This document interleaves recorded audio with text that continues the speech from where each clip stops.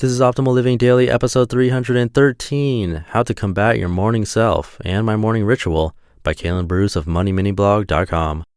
Get ready to maximize your potential with Optimal Living Daily, the podcast that brings you the best in personal development and productivity every day of the week. Your optimal life awaits. Now here's your host, Justin Malik.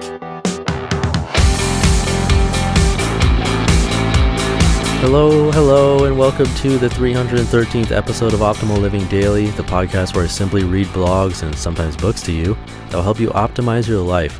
It's like a huge collection of audio to build better habits and be happier. And thank you for giving this podcast a shot if you're new. Or if you're an oldie, then of course, thank you for continuing to listen and optimizing your life with me. And I'm just going to jump right into the post. So let's continue optimizing your life. How to Combat Your Morning Self and My Morning Ritual by Kalen Bruce of MoneyMiniBlog.com. I have two personalities, my night self and my morning self. Sometimes we don't get along. When my night self decides to stay up a little later, my morning self isn't too happy. My night self goes to sleep thinking about all of the great and productive things I'm going to do in the morning. But sometimes my morning self wakes up thinking my night self is an overachiever and I should go back to sleep. Sound familiar? Here's how I am able to combat my morning self and get stuff done. My morning ritual. My day begins at 5 a.m. as I roll or spring out of bed and make my way to the computer. I write for an hour and then I'm off to the gym. When I get to the gym, I lift weights for an hour while listening to a great audiobook or podcast, of course. Then I get my daily hour of cardio, either with my squadron or on my own. After that, I head back home, work on my blog for about half an hour before getting ready and heading off to work. But it wasn't always like this. How I became a morning person.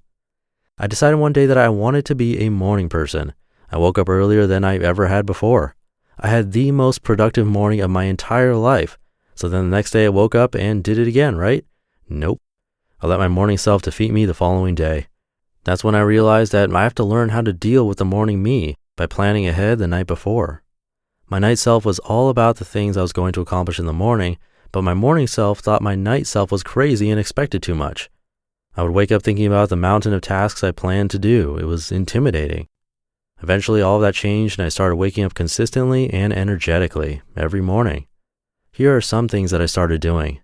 Sleeping 7 hours minimum each night. Drinking water as soon as I wake up. Having a ritual at night to wind down. Rewarding myself for waking up daily. Only drinking caffeine before noon. I know this is where most people would say something about the importance of breakfast, but since I subscribe to the intermittent fasting philosophy, I don't eat breakfast, at least not until lunchtime. It's important to eat high-quality, real food. However, many studies are starting to show that when you eat makes very little difference. How to perfect your mornings. I used to sleep until noon. I wasn't always a morning person. It is possible to become a morning person, you just have to take it one step at a time. Here are some ways to deal with the morning you. Commit to one thing. The idea behind this is that you commit to doing just one thing that gets you out of bed, like brushing your teeth or drinking a glass of water. After that, you can go right back to bed. However, once you are up and thinking clearly, you will usually stay up. Think about one thing. Stay in the one thing mindset. As soon as you wake up, your mind is flooded with everything you have to do all day. That's not very motivating for the morning you. Take it one step at a time. By the time you get to the other things, you'll be wide awake. Schedule a nap later. It's much easier to get out of bed when you know you can take a nap later on. Naps are actually used by some of the most productive people in history, including Winston Churchill, Thomas Edison, and John F. Kennedy. So don't feel lazy, it's productive. Plan your mornings. You're more likely to wake up if you prepare the night before. Set out your clothes, set up your coffee for easy preparation, write a to-do list. These are just a few of the ways you can plan your morning. Remember, a productive morning starts the night before. Drink some water. The morning is the most important time to hydrate your body because you just went 7 or 8 hours with no water.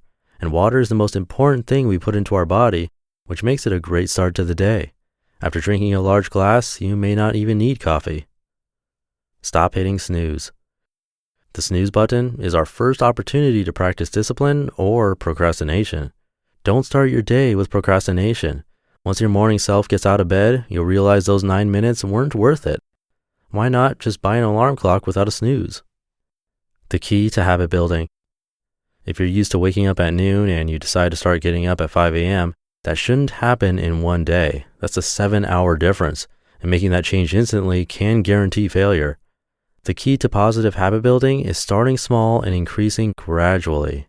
Try waking up 30 minutes earlier each day for a few days. If you find that you're very tired that way, just start cutting back by 5-minute increments. Make small changes. Build habits gradually, and you will stick with them. You just listened to the post titled How to Combat Your Morning Self and My Morning Ritual by Kalen Bruce of MoneyMiniBlog.com. I feel like I mentioned a lot of other products and services in recent episodes, ones I believe in, but still, I don't want that to be a huge focus of this podcast. This is really for you, and me really, to optimize our lives, and it's working well for me so far. Hopefully it is for you too. So I'm just going to end the episode right here.